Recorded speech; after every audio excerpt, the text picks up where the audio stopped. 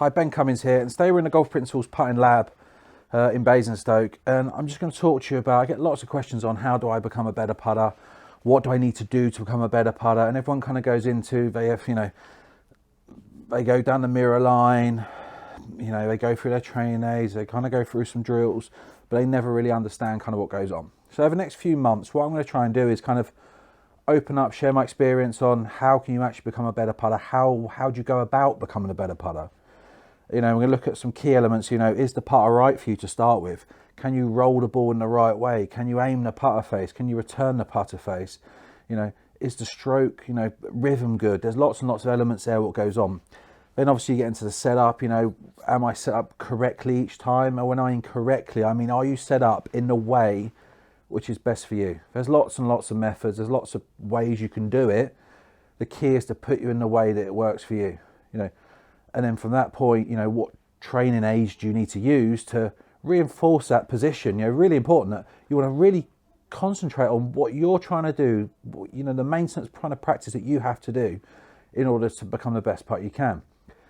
Once you've kind of taken care of that side, and you're near enough, you have to have the right tool for the job, as they say, which is hugely important, which obviously get on Quintech, find out actually the facts of what goes on, is always something I would definitely advocate at the start of kind of any program of putting or trying to get that, or at least understand what happens when you putt and what happens to the ball. After this, you kind of got three key elements what you could look at. Your green read. Obviously there's different methods of using your aim point. Some people kind of like to just look and plumb bob. It depends what you use, but you kind of go, you need to understand it, and it needs practice. After that, we've got, can you hit the ball over your intended line? So you've aim point, you've read it, whatever you've done, you've picked your line. What drills can you do to practice hitting it over the intended line? And now the biggest one kind of to finish off is the one I don't think people do enough, and that's speed control. Controlling the speed of any kind of break, as you've hit it at different speeds, and I'll do a video on this soon using a Day Pelt's True Roller, and just kind of show you how speed affects break. And it is quite eye-opening when you actually see how, how a little change in speed really affects how putt breaks, and obviously where it takes gravity and depends on where the slopes are and what's going on, but that's a really interesting one. So there's lots of really, really cool fun stuff to look forward to, which will be highly educational for you.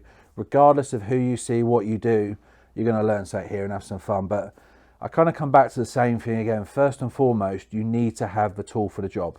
It's one of those, it's definitely worth the investment in a half hour, just finding, have I got the right putter? You might have 5 or 6 putters at home.